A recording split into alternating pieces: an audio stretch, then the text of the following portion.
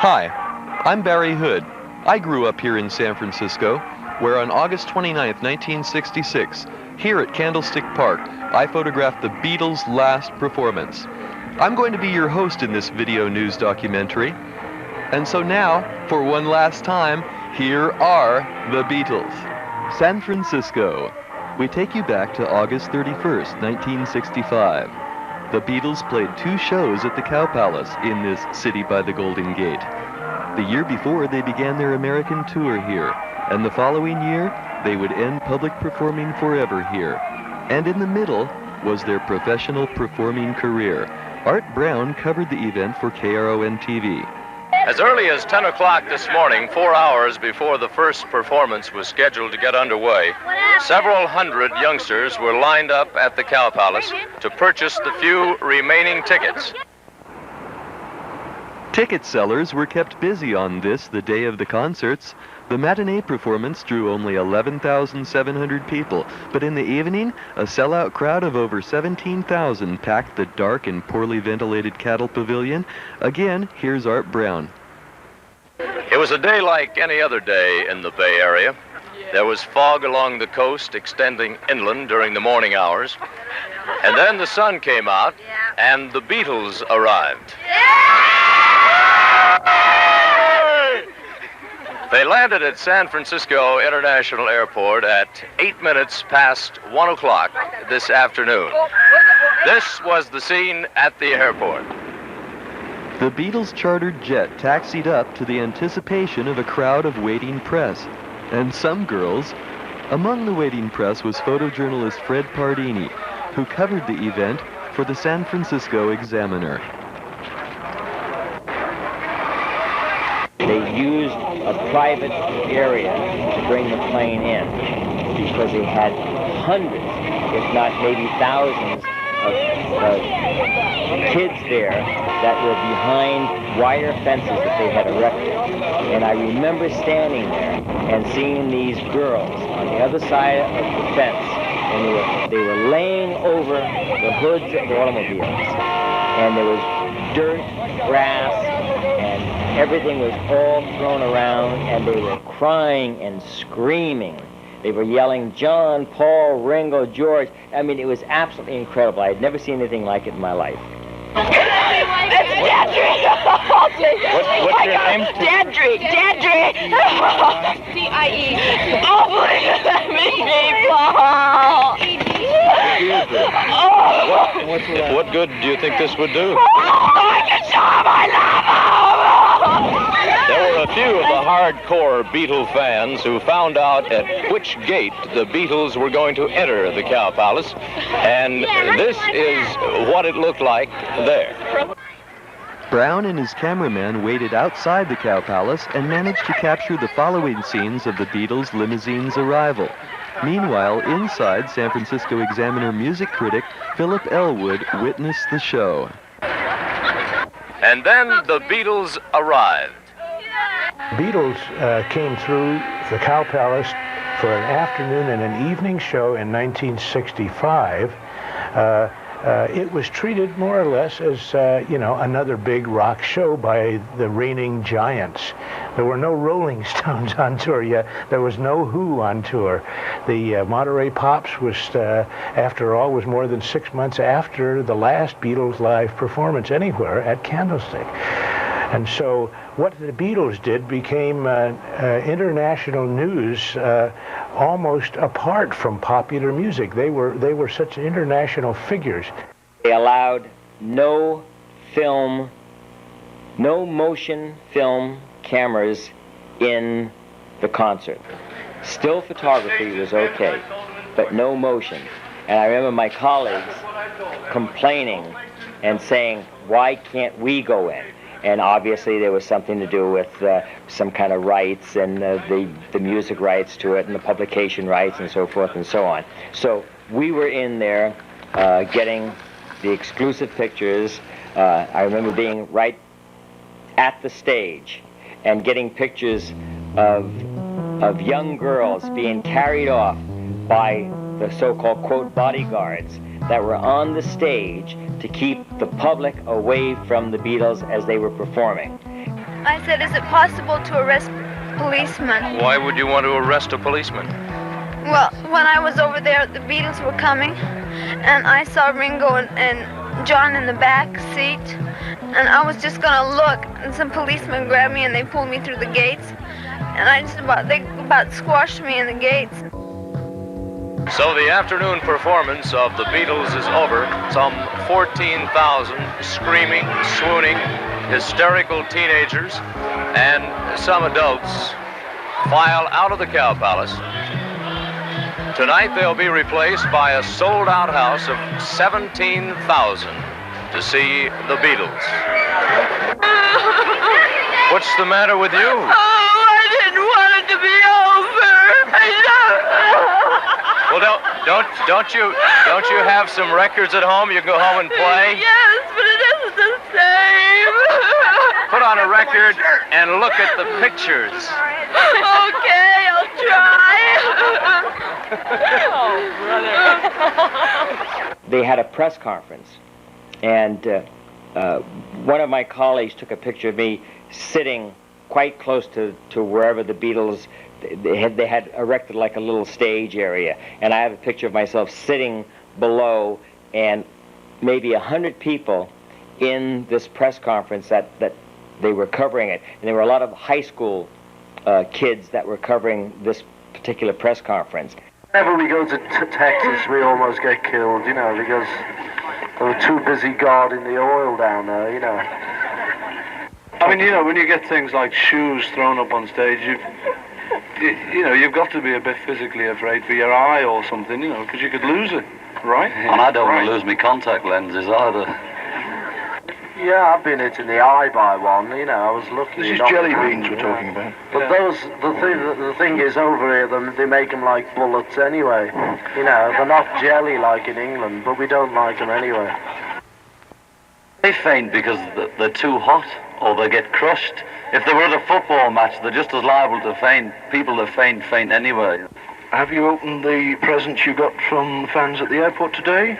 Today, yes. You mean the sweaters? Yes. The thingies. We couldn't decide what they were, can you tell us? They look like 90s to me, you know. Next Long one. Johns. Long Johns. That's it. Yeah, we've got them. Thank you. After the press conference, the Beatles were led into a trailer backstage where they relaxed with Joan Baez and other local celebrities. The mood of the audience was different from in 1964. Hundreds were hurt in the rush towards the stage. People clearly hadn't come to see the Beatles, but to take part in and become a part of a happening. The following year, on August 29th, 1966, the performance was scheduled for Candlestick Park, only a short ride from the Cow Palace. Now, while the Cow Palace held 17,000, Candlestick Park would hold an additional 7,000 people. So rather than having two performances, as in 1965, promoters decided that one big show would be much more profitable. By the day of the concert, promoters had already realized they were going to take a bath, as ticket sales, handled mostly by mail order, had been unusually slow. This is Candlestick Park in San Francisco, now the home of the San Francisco 49ers football team, as well as the San Francisco Giants, as it was back when the Beatles played on August 29th, 1966, the Giants' home stadium. An unlikely enough place for a rock concert at that time, but still home of the last concert ever by the Beatles. I was 15 in 1966. The previous year, I had been a winner in a national film contest, and next year's winning entry would be a story about the Beatles. These are the original credits for that piece that was not at the time completed. You see, the script called for shots that were going to be filmed the following year when the Beatles came back in 1967. Unfortunately, the Beatles never came back, but fortunately, my film record of the event remains. The Muni bus let my mother and I off at the edge of the parking lot at about 2 that afternoon on August 29, 1966. It was a sunny day, and the Beatles fan club people were already out there putting up posters. I spent the next few hours filming the construction of the monolith out on second base. The performing stand was surrounded by a fence, a kind of a wire fence that had been constructed. I don't think that the fence would have stopped anybody from getting to the platform, but it was significant. It was visually most effective. 6 years before, I was at the opening game at Candlestick Park, where Vice President Richard Nixon threw out the first ball. Then our heroes were Willie Mays, Willie McCovey, and Orlando Cepeda. But today, Mort Feld of McEwen Audiovisual was down in the Giants' dugout. We really didn't know if we would get above the people or if that the audience could be contained in the stands. The thought was that everyone was going to come out of the stands and overrun the stage and overrun the sound system. And that's why we chose to be in this dugout, a certain amount of protection. We wouldn't be overrun and we can continue functioning. The stage was at second base. We've just brought about every loudspeaker we own. Some A7s from behind the screens in theaters, and some horns that we use for sports events, and some loudspeakers that we use for union meetings. We brought them all out in the field. We put 2 clumps of them, one stage right, one stage left. We surrounded them with barbed wire so that people wouldn't overrun them, and we waited for the Beatles. There was no rehearsal, there was no sound check, there were no monitors, there were just 5 mics on stage. Meanwhile, out on second, workers were putting the finishing touches on a platform 6 feet above the infield and surrounded by a 10-foot storm fence, and another 6-foot fence around that. And to top it off, surrounding that later on would be one of the largest contingencies of rent-a-cops in the city's history. It was hard to identify what the Beatles' roles were to be, kind of an unusual blend of performer and prisoner, like birds in a cage, or the rare exotic animals in the zoo across town. So this is what touring had become. The constant presence of bodyguards was a clear indication that touring had become intolerably dangerous. Why, the nearest fan was over 200 feet from the stage. So I continued to film the construction from every conceivable angle. No doubt, the security precautions stemmed from the memory of their last swing through here, as well as their more recent roughing up in the Philippine Islands. Security chalked up extra expense at Candlestick Park. The performance that evening had these added fees: $3,800 in insurance, $1,300 for special electricity, and payment to about 200 rent-a-cops. Many of these were ex-Raider football players. Concert MC Gene Nelson, Emperor Gene Nelson on KYA Radio AM, witnessed the event from the stage. There's a personality, there's something that happens to performers behind the scenes when they've been touring for a long time, living in hotel rooms, particularly when you were as visible as the Beatles. And they were virtually prisoners of their own success. So it isn't like, you know, even a Frank Sinatra that can come to town and perform and still walk down the street. They could not walk down the street. So when they came to town, they were virtually prisoners in a hotel room. They had room service sent up. They had room service sent in to Candlestick Park. And they were a little, they had cabin fever. That's really what I remember. And as far as the show was concerned, there was none of the butterflies that performers get. I think they were just plain bored and anxious to go home. Only a handful of kids were at the right place at the right time to greet the Beatles this year. The flight from Los Angeles had been rather dull. Author Eric Lefkowitz wrote about the event in his book, Tomorrow Never Knows, the story of the Beatles' last performance.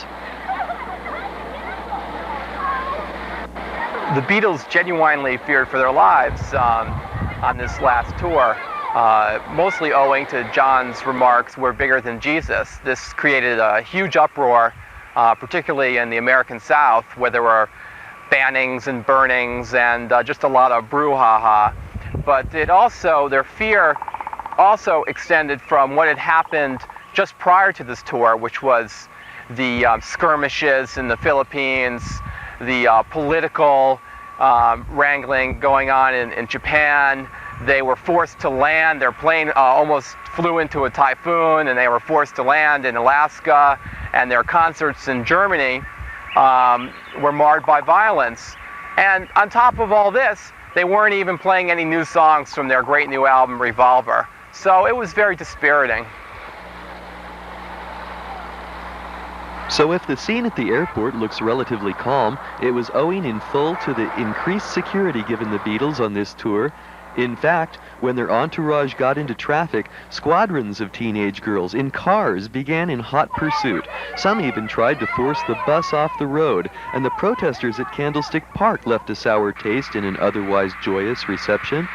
But the Beatles saw little of what was going on around them and were whisked away into the Giants' locker room, where they awaited the start of the last show, but only the Beatles and close friends knew.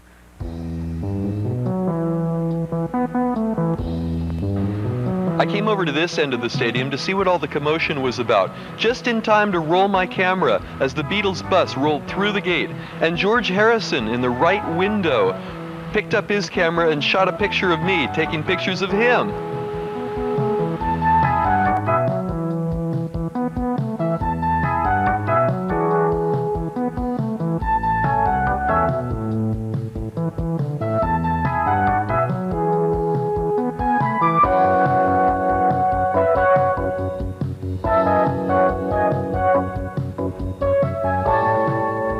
I got there and then had to get out and go to work, but the dressing room was chaos. I mean, the people that were there of press, and then the press tried to get passes for their kids, and then there were celebrities there, and Joan Baez was in there, and that's one of those I remember offhand, but any local celebrity who was around in town was in the dressing room.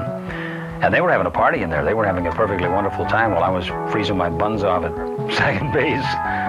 Phil Elwood and his family were in the stands along the third base line. All of that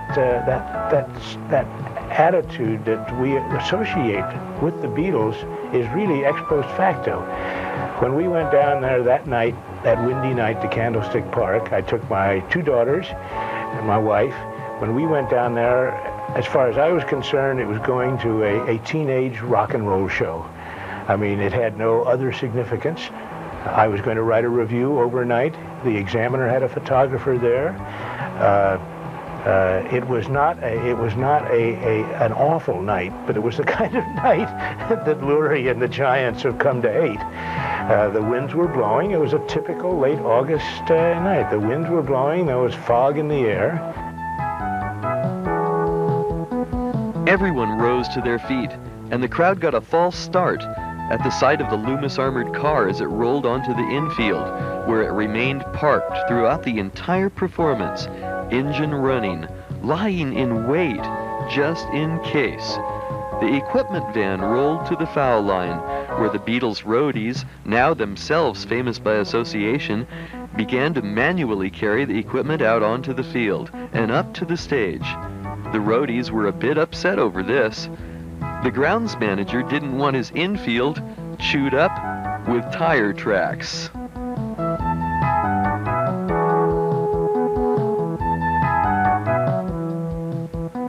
I was the MC. That's, your basic disc jockey gets up and says, here we are, and try to keep the interest of the people while you put on the 5 dog acts that preceded the Beatles and pretend that you didn't notice that the Beatles aren't on yet.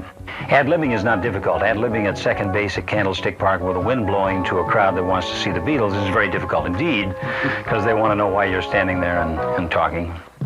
Along with the main event of the evening, the other dog acts included The Remains, Bobby Hebb, The Circle, and the Ronettes. For the first few minutes, the performers played under 2 carbon arc spots, which proved by themselves to be inadequate. The switch was flipped, and the stadium lights boosted the illumination to that of daylight, but you could barely see the musicians. The mini binocular salesman made a killing, but how good did these wares work? Fair. Fair? What do you mean by fair? Well, it's nothing to brag about. They almost have to have them to see. Have you looked out there at second base? That's why I'm here. Do they work? $28 worth of children's tickets. You better make them see the thing, Well, good luck. Do you think you're going to be able to see the Beatles when they do come out? Yes, I've got binoculars. I love them. You couldn't see them without binoculars. No. How much did it cost you to get in here tonight? $650. You think it's worth it, huh? No, I'd pay $1 million. Why? Oh, because I think they're great. They're the greatest thing on earth, I think.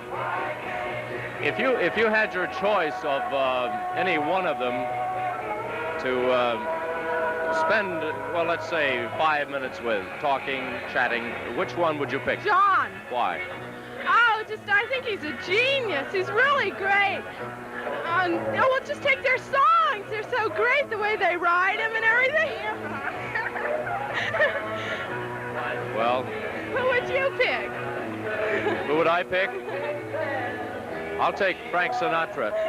It was Tom Donahue, who is long since gone, who almost died that night when we had put on all the warm-up acts, and the audience was stamping their feet, and they wanted to hear no more of me. Because audiences don't understand. When MCs are talking and they say, why doesn't he shut up?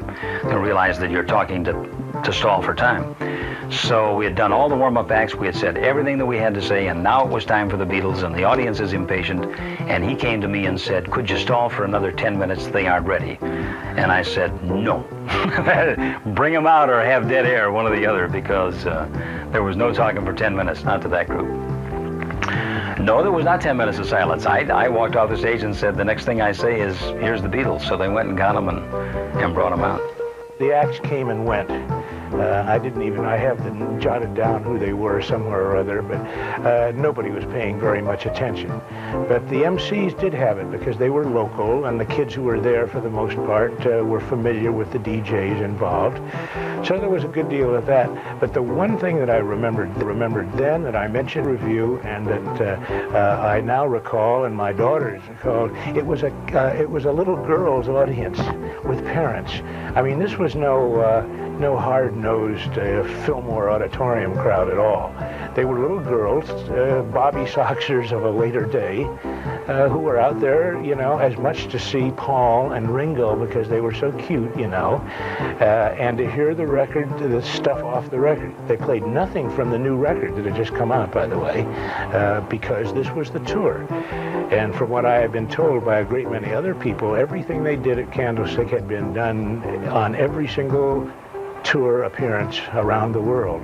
There were one or two tunes were changed. They ended with Long Tall Sally here at Candlestick Park, and that was sometimes a different tune here and there, but otherwise things were pretty monotonous.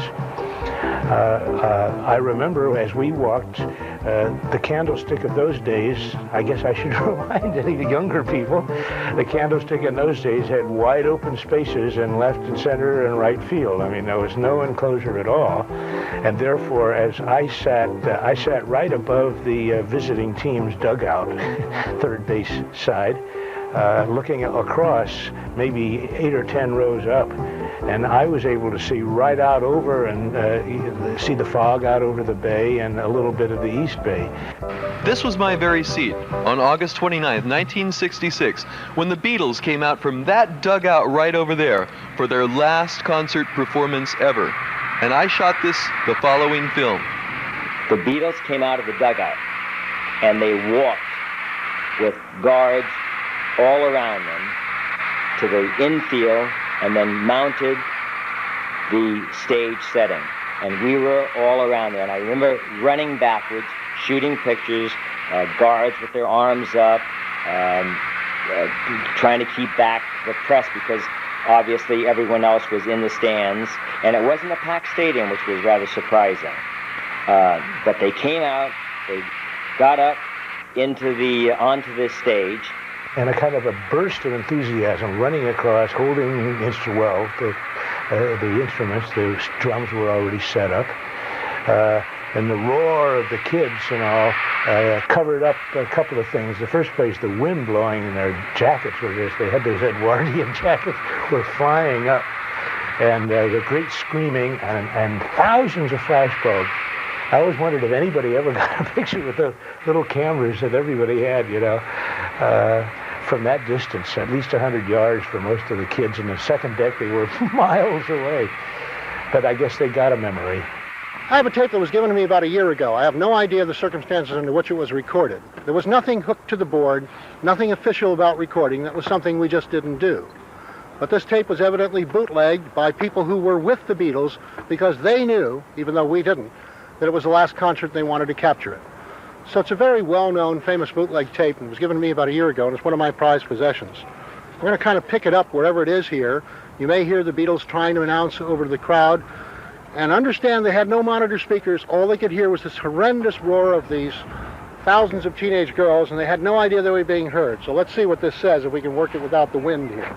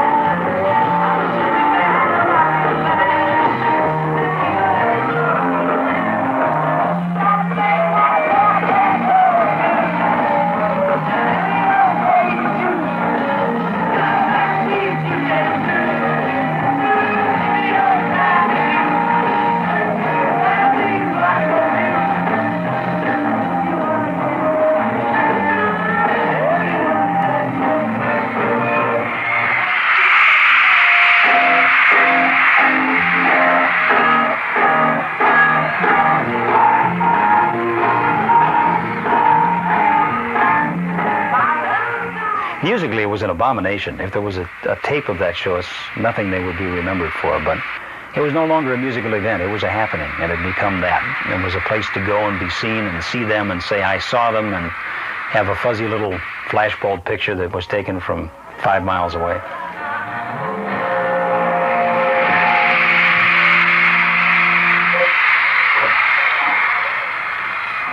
Thank you. Thank you very much, everybody, and hello. Good evening. We'd like to carry on with a song, not surprisingly, written by George and recorded by me. And this song was on our Rubber Soul LP, and the song is called If I Needed Someone.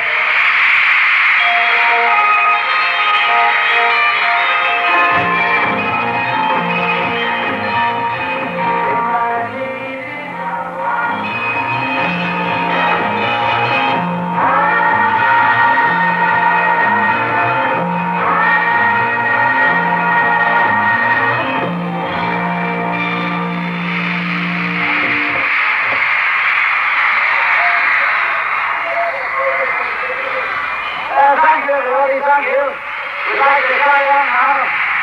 Carry on together. As we always one together all one. But another number used to be a single record back in long time ago. And this one's about the naughty lady called Day Tripper.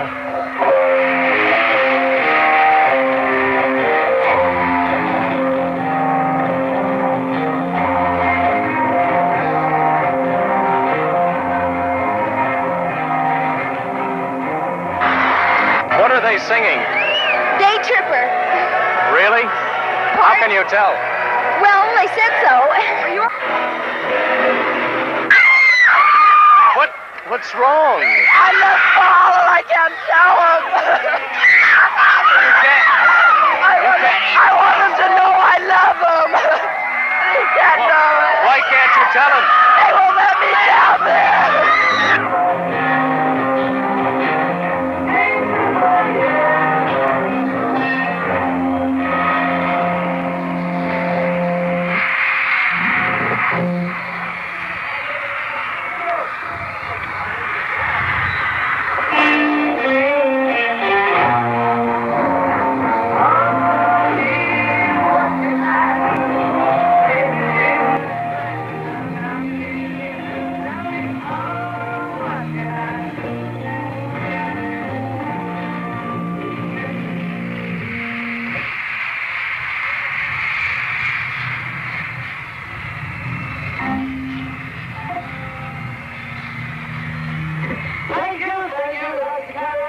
instrument that's radio indeed. And this song was recorded in 1959, and it's called I Feel Fine.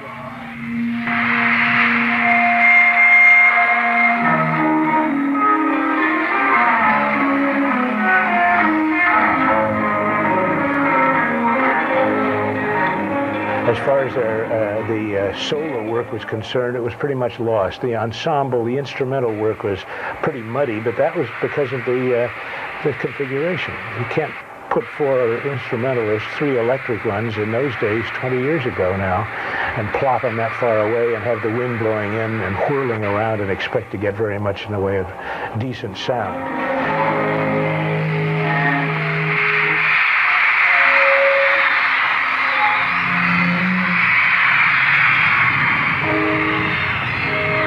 Thank you. Let's carry on the song from yesterday and today. And this one's a single as well. And it features Paul singing a very nice song called Yesterday.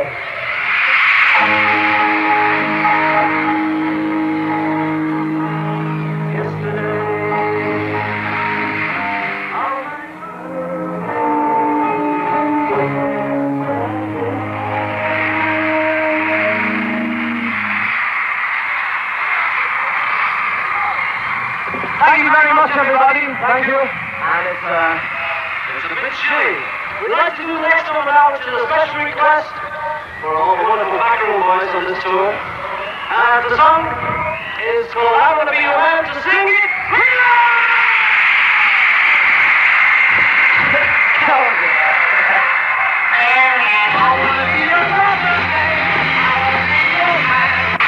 We had a favorite boom mic in those days, a very big, heavy bass boom microphone, and it had a big counterweight on it.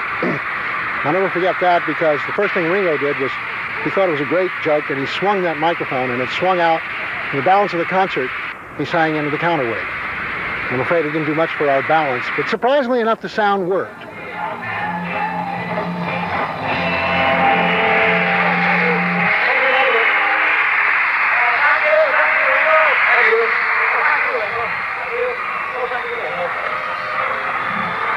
We're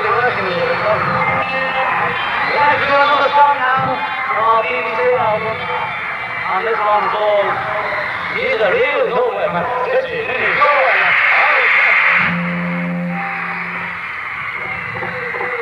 He's a real nowhere man. There is a certain significance that it ended up at Candlestick Park in that long tour, because after all, San Francisco, I think more than any other country and any other city in the world, picked up on the Lennon attitudes toward rock and on social protest and on the youth revolution. I mean, after all, it was in 1966, early in 66, that we started to have some of the human be-ins, which was coming up in the various shows that Bill Graham and Chet Helms were beginning to get involved in. Ken Kesey and the Dead and all of them were beginning. So this was the place.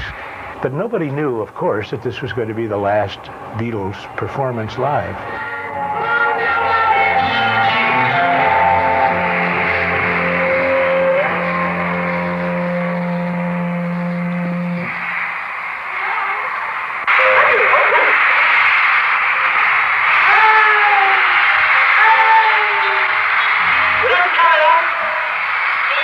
I think.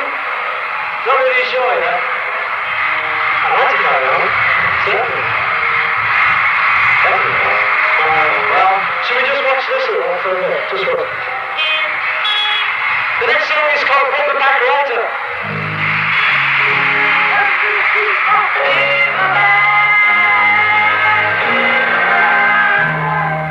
It was typical August weather at Candlestick Park, really, and I think I made the remark that what I was saying, I said that the audience there couldn't appreciate it, but they were laughing like hell in Alameda when the wind carried the voice over there, that they were getting it before the people there were.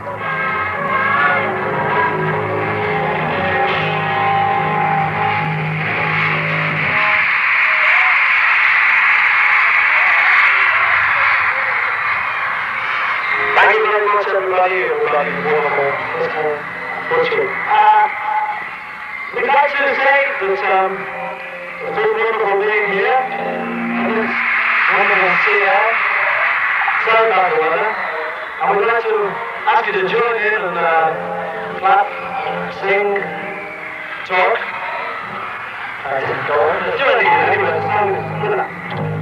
They sang Long Tall Sally, which was announced as their final number. They took one last bow. My camera ran out of film just right then, and so ended that chapter in rock history. Now, when the concert was over, everyone was concerned how they were going to get back inside and out of the stadium. And here comes an armored car. The armored car drove up. Beatles got in the armored car, and away they drove. And we, all the photojournalists, we all ran like hell trying to get pictures of the armored car leaving the stadium. And that was the last that I had seen of the Beatles.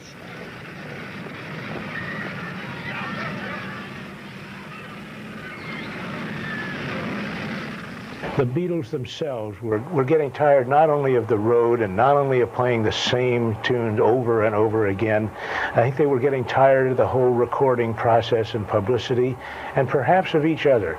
I think they were relieved it was the last of the tour and the tour was over, and they were going home immediately. And when I found out they weren't going to tour anymore, I wasn't surprised.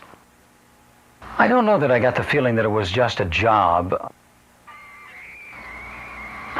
I think they were vaguely amused by it. It just wasn't all that serious, that's all. It wasn't like, gosh, we have to go out there and we really have to be good, and I hope I don't hit a wrong note. They were so relaxed about what was happening that it was almost comical, and they knew as long as they showed up and waved, everybody would scream and cheer and take pictures, and it would be a success. And even critics at that point were not really attacking the Beatles. Critics were very kind to them. I mean, I don't remember anybody saying, gosh, what an apathetic show, and they left after 40 minutes. That's pretty much what people expected. I found the day after the show in the New York Times, they quoted Ringo Starr as saying, no, they weren't going to give up performing, and they would have another tour coming up. And Brian Epstein was saying the same thing, that they would have a fall tour in England. So you have to realize in those days, pop stars would lie about their marriages. If they were married, they wouldn't tell anyone, you know, to keep the interest up there. And that's the same thing with the Beatles. They didn't want to announce that they weren't performing live. That wasn't good publicity. It seemed like maybe they were neglecting the fans. Because no act at this time had ever given up touring. Elvis had given it up, but he went back. The Beatles never went back. They were on their way back to England. Everybody knew that. San Francisco was kind of proud, I think, that we were the last city on the tour. And I do know some people felt they might do a little bit extra because it was the last night. But it was all over, you know?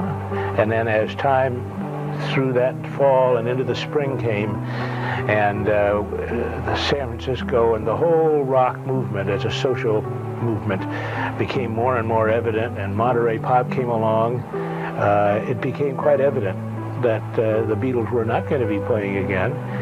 And at Monterey Pops, which was in June of 1967, you see, beginning of the next summer, the summer of the Flower Children and all of that, I remember down there that at Monterey Pop, you know, there was constant rumors that some of the Beatles were going to show up, especially Lennon. There was that kind of rumor, you know, or Mick Jagger is going to be here, all of that. And we went through that whole time down there of 3 days of Monterey Pop, anticipating the arrival of one or another of the gods, and not realizing that the gods were right there, that Jimi Hendrix was right there, you know, and the Who made their American debut right there. In other words, we were still looking back, hopeful that, you know, some of the early rock, British rock stars would show up at Monterey, without realizing that another whole generation of rock was starting right down there at Monterey, and that the Beatles generation was essentially through as far as performing was concerned. The Beatles' 1966 concert appearance in Candlestick Park cannot be accurately described as the last hard day's night in San Francisco. Early the following year, Beatle Paul McCartney's girlfriend, Jane Asher, played 2 packed performances on Saturday, April 1st in the Curran Theater downtown. The full house consisted mainly of teenage girls, concerned not mainly with Asher's role as Juliet in Saul Herock's Old Vic Theater Company. Of course, after the show, the girls waited at one stage entrance as Asher made her get away from the other. I remember the scene. Jane's flaming red hair is all you could see as she far outdistanced the mob. But did they want her autograph or to beat her up for taking Paul? We'll never know. 1967, the year of Sgt. Pepper, the one album which changed rock music forever. Author Norman Maslov co-authored the book The Beatles England with David Bacon. People didn't really go to hear the Beatles in 1966, or 65 or 4 for that matter. They actually went to see the Beatles. You couldn't hear anything. Sound systems didn't have monitors, so bands playing couldn't hear themselves. So since they couldn't hear themselves, half the time their playing was off key, and their singing was off key especially. So people just went to see them. It was more of an event than an actual concert, like, you know, concerts today. There's a quote I use in the book, and it's a Shakespeare quote from one of Shakespeare's plays. And the quote is, "Whate'er the course, the end is the renown." And the reason I use that is, Candlestick Park, if it had been the second show on the tour, or the 6th show, or the second to last one, well, then the book wouldn't be about Candlestick Park. It would be about Oshkosh or Peoria, or wherever they wound up the tour. The fact is, it ended up in San Francisco, so that becomes the famous concert.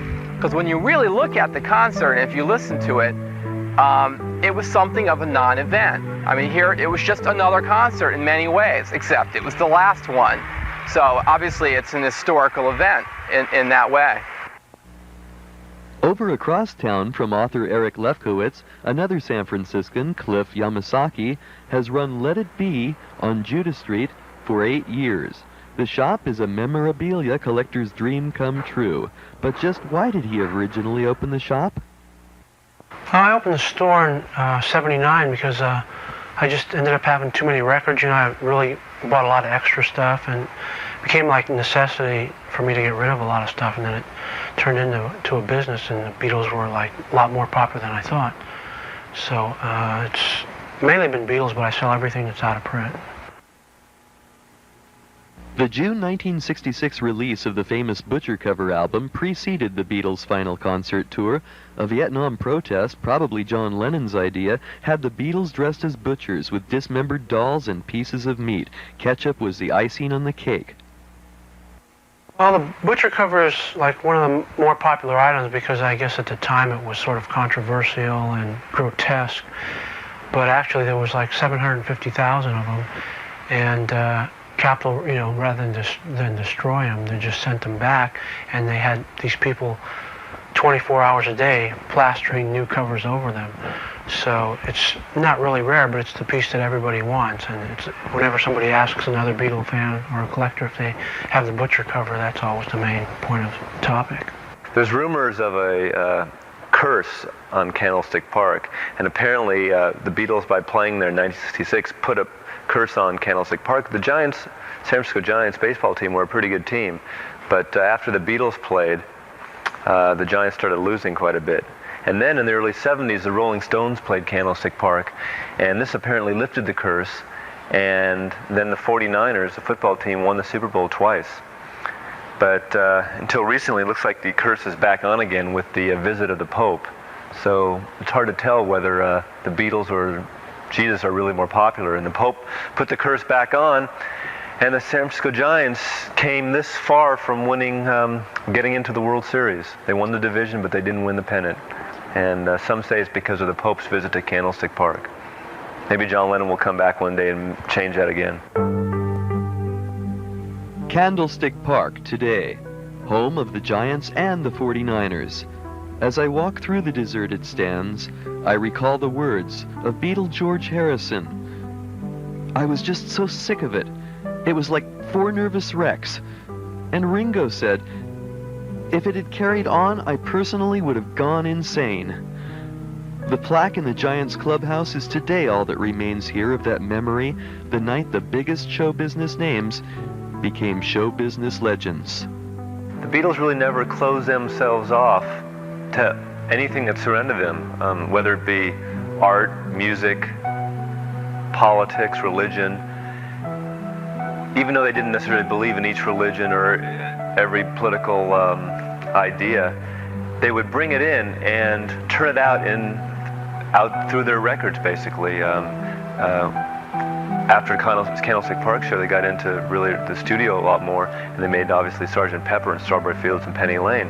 And they took, George took Indian religions and used sitar music, and just at that time, actually, with Revolver, John looked to the book of the Tibetan Book of the Dead, where he used on a song Revolver. And they took these different things and weren't afraid of new things, and thus their music always sort of progressed and changed and was always original and new. Now, you know, the popularity has come back because a lot of people are, you know, who haven't experienced or didn't get a chance to see them. There's a new generation of Beatle fans, and there'll always be a new generation of fans. I never saw what turned out to be the last concert the Beatles ever did at Candlestick Park, just because I had a drum lesson that night. And a friend showed up at my house with 2 tickets, and if my mother could give us a ride, we'd be able to go see the Beatles. But my mother said, no, you can't skip your drum lesson because otherwise you'd have to pay for it. So I had my drum lesson, and I didn't see the Beatles, and I don't even play the drums anymore. A lot of people have killed their mothers for a lot less than that, that's for sure. What began here in joy ended in fear and nightmares. What started in a cellar in Liverpool, England, ended in a baseball stadium in San Francisco.